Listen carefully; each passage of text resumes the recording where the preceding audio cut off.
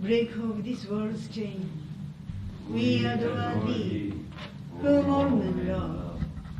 Spotless, Taking man's form, O purifier, thou art both the gnatry, knowledge divine, not flesh.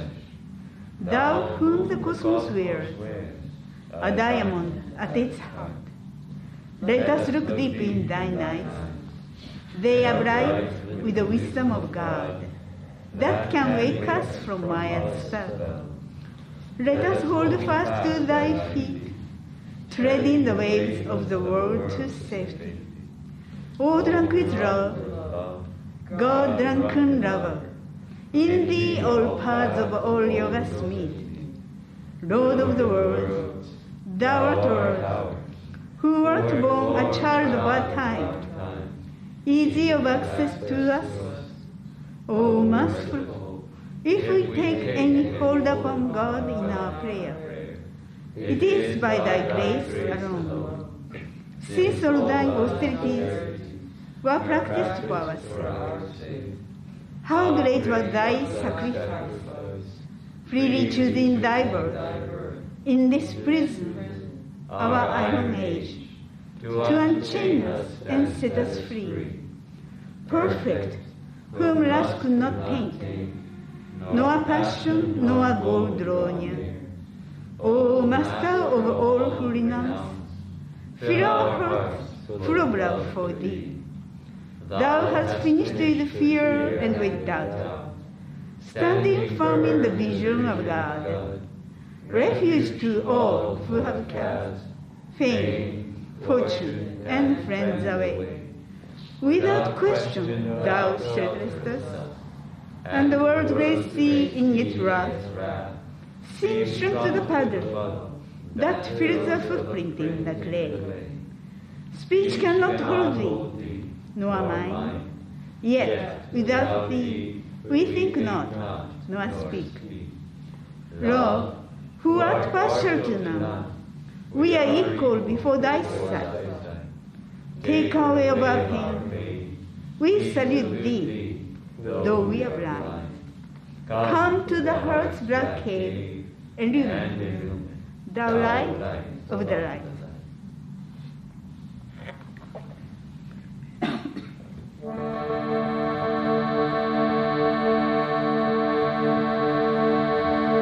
Om Rim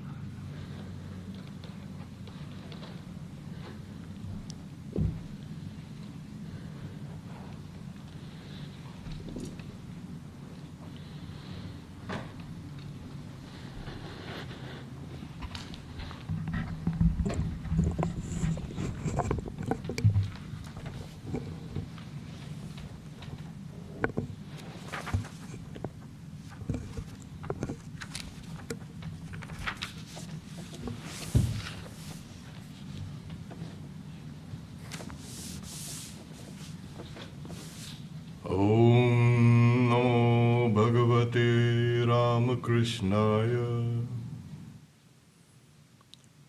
Salutations to Bhagavan Shri Ram Krishna. Today is the birthday of Swami Yogananda.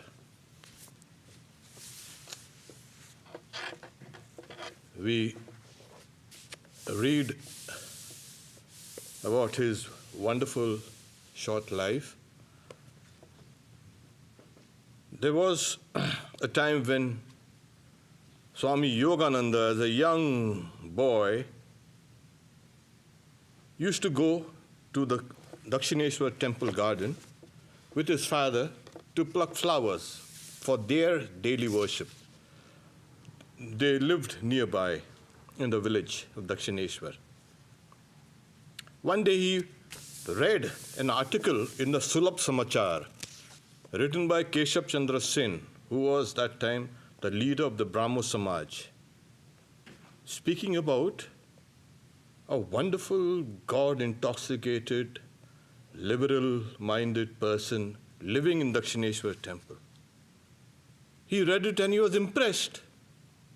Well, he wanted to meet this person, and he brought this magazine along with him to probably authenticate what he's going to see and what is written there. He comes and sees a lot of people sitting in a room. He stands outside. And Sri Ramakrishna was in his room speaking to the devotees, and he said, well, see if there's anyone standing outside, call them in.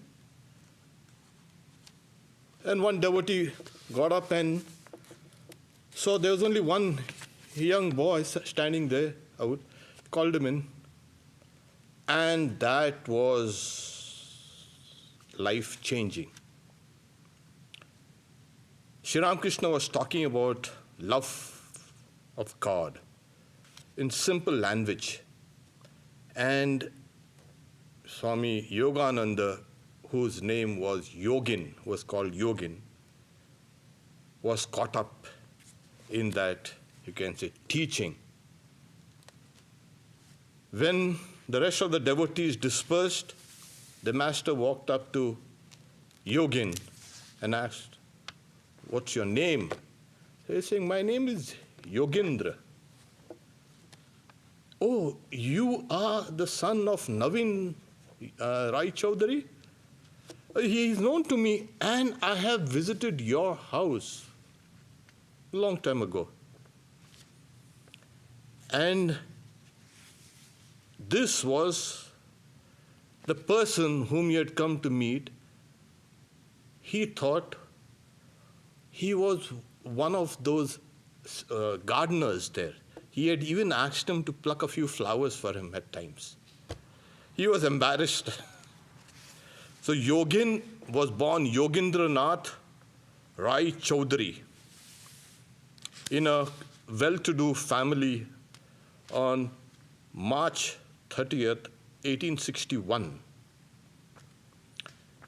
They were aristocratic, but his father, devoting his time to spiritual practices, had neglected his vast estates, and as a result, he had lost most of them. Now his only hope was in Yogendra, his son, who could do something about it. He lived with the master for years, trained with him, and he was truly a wonderful, you can say, attendant. Very austere, at the same time, constantly thinking about the person whom he serves. After Sri Ramakrishna was taken ill and he was brought to Kashipur from Shampakur, Swami Yogananda continued to serve him. The master, he asked him to take his meals and take his rest at proper times, because he was so involved in serving Sri Ramakrishna, his health had broken down. And when he was not serving the master, he was constantly day and night practicing spiritual practices. So Sri Ramakrishna had kind of taken him to task, saying that you need to take care of your health also. So due to his final, you can say, illness, Sri Ramakrishna, he was teaching all his disciples hurriedly the essentials of spiritual life. And we know that he had also conferred on them the vows of monasticism by giving them a piece of gerua cloth, ochre cloth. 8 or 9 days before his passing away, Sri Ramakrishna asked Yogin to bring the almanac and read the events of each day and the position of the stars. When Yogin finished reading about August 16, 1886, the master told him to stop and put the almanac back in its proper place. Sri Ramakrishna passed away on that very day, on that particular auspicious time. A few weeks after Sri Ramakrishna had passed away, Yogananda, then with Holy Mother and Adbhutananda and few other devotees, left for Vrindavan. First they stopped at Devgarh, and then after visiting Varanasi and Ayodhya, they reached Vrindavan, where Sri Krishna had spent his childhood. Here he spent about a year, and he understood the depth of Mother's spiritual life. He also understood what spirituality really meant when he seen Mother so simple as a child and yet so profoundly moved by Sri Ramakrishna's passing away, at the same time immersed in the highest bliss. With all these various experiences, he saw that for 2 whole days, Mother passed in that superconscious state. And she always remained in that bliss. All her sorrow and grief and feelings of separation from the Master vanished. One time in Vrindavan, Sri Ramakrishna appeared to Holy Mother and says, well, you initiate that boy Yogin. And she was kind of perplexed. I thought you had initiated him. You know. And what will people say? You've just passed away and have begun initiating. So she disregarded it on the first time. Sri Ramakrishna appeared 2 more times and insisted. He also appeared to Swami Yogananda and told him, get initiated. So the mother said, I don't even speak to Yogin. How can I initiate him? So the master asked her to have Yogin Ma, another woman disciple of Sri Ramakrishna, who was also accompanying them at the time of initiation. So this became Mother's first initiation, and Swami Yogananda became Mother's first disciple. After a year, Yogin returned to the Baranagar monastery, where the young disciples of the Master had joined together and had taken final vows of renunciation, the formal vows. He was given the name Swami Yogananda. When his family found out, they were distraught. But his father-in-law, Madhusudan, he was a very religious person, a devout person. He had understood that Yogin was inclined towards monasticism, and he himself built a small bathing ghat near the Kali temple Dakshineshwar and spent his time there and let Swami Yogananda live his monastic life.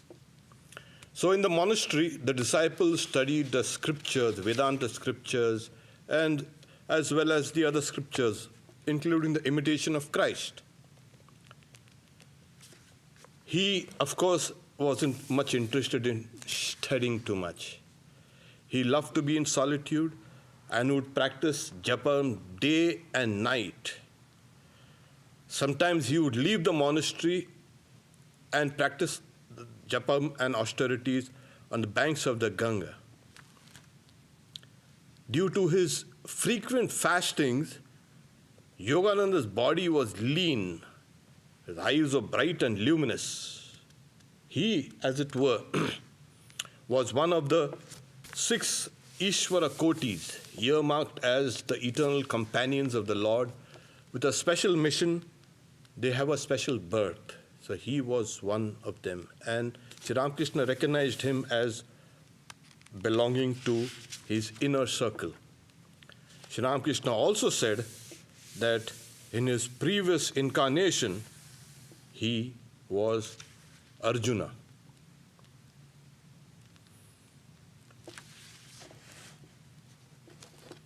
He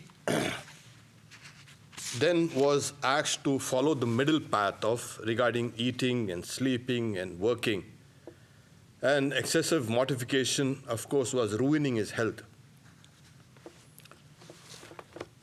But his mental attitude was, from the very beginning, since he was a child, he used to say, where am I here? What is this life? I feel like a stranger in this place.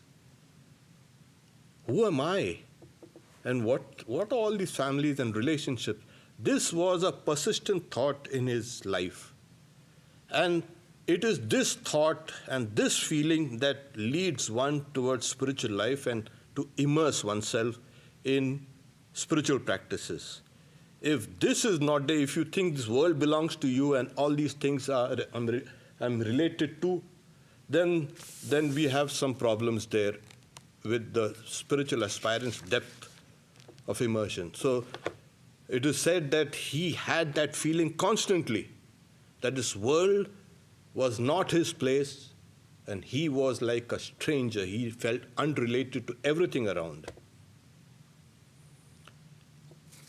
So one time, because of his excessive japa and meditation, he goes to Girish Chandra Ghosh, the great dramatist and disciple of Sri Ramakrishna, who knew a little homeopathy. Girish prescribed a medicine and advised Yogan to take light tea and a good night's rest. This cured his physical pain. He used to constantly suffer from headaches. In 1891, Yogendra went to Varanasi, where he lived in a small cottage in a solitary garden, Bankshi Datta's garden house. He spent most of his time in meditation. Once a day, he would go out to beg for his food, as is customary. Sometimes he would eat dry bread soaked in water for 2 or 3 days. It ruined his digestion forever.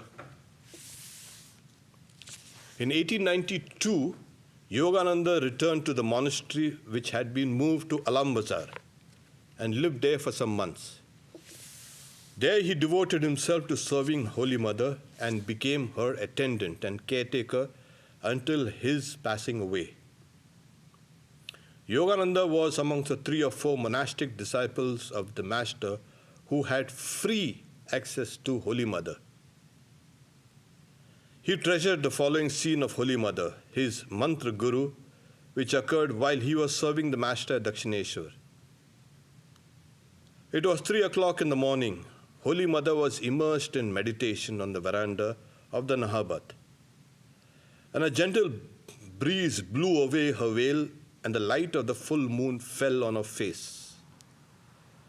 Sri Ramakrishna noticed that, and Swami Yogananda also, and that scene of the mother's face fully unveiled and in samadhi was etched deeply in his mind. He was pure like the ever-free Shukadeva, the greatest of the sannyasins. The master engaged him because of this to do errands for the Holy Mother. Yogin and Sharat belong to my inner circle, said Holy Mother. None loved me as did Yogin. If anybody would give him any money, he would save it, saying, Mother will use it for a pilgrimage. The other monks would tease him for staying in this household full of women. He would ask me, that is Mother, to address him as Yoga. And she did. She used to call him Yoga. Yogananda was also very respectful towards Holy Mother, that he would never salute her by touching her feet. When the mother would leave the place, he would touch that spot with his head. Asked about this strange behavior, Yogananda said, What? I don't have the audacity to keep the mother standing and waiting for me to make pranams. From 1895 to 1897, Yogananda arranged the birth anniversary festivals of Sri Ramakrishna on a very large scale at Dakshineshwar. In 1898, he organized a similar celebration at Das Temple Complex at Belur. This is near Belur Math. At the time, the name of Sri Ramakrishna was not widely known, but Yogananda had a magnetic personality, and he had attracted a lot of young people also. So this celebration was held and celebrated in this temple garden year, and Swami Vivekananda praised it highly. When Swami Vivekananda himself returned from the West, Yogananda took an active part in organizing the reception, and that created a sensation in Calcutta. On May 1, 1897, Vivekananda had inaugurated the Ramakrishna Mission at Balram Bose's house in Calcutta. He made Swami Brahmananda the president and Yogananda the vice president of the Ramakrishna order. When the meeting was over, Swamiji said to Yogananda, So the work has now begun in this way. Let us see how it succeeds by the will of Sri Ramakrishna. But Yogin Maharaj, Yogananda, had his reservations. He said, how do you know that these methods that you're implementing here are the master's, you can say, instructions, the will? He never told us to do all these things. You went to the West and you came and you bought all these very strange ideas of monastics engaging themselves in all this kind of service works. And Swamiji became furious. There was a big row. And then Swami Yogananda says, telling Swamiji, whatever you will shall come to pass. We are always ready to follow your lead. I see clearly now that the Master is working through you. Still, I confess, doubts do sometimes arise in my mind. Swamiji says, Sri Ramakrishna is far greater than his disciples understand him to be. He is the embodiment of infinite spiritual ideas, capable of development in infinite ways. Even if one can find a limit to the knowledge of Brahman, one cannot measure the unfathomable depth of the Master's mind. Yogananda then was deeply moved and praised Swamiji. As Yogananda's health again began to fail, Swamiji took him along to Darjeeling and then Almora, the health resorts during those times in the Himalayan region, and arranged all kinds of treatment for him. In spite of that, his health deteriorated. Yogananda commanded love and respect for his sterling saintly qualities. But what really distinguished him from the disciples of Sri Ramakrishna was his devoted service to the Holy Mother. He was one of the first monks to discover the extraordinary spiritual greatness of the mother, hidden under her rural simplicity. Once, Sharadananda said to Yogananda, "Brother, I don't always understand Swamiji. He speaks in various moods.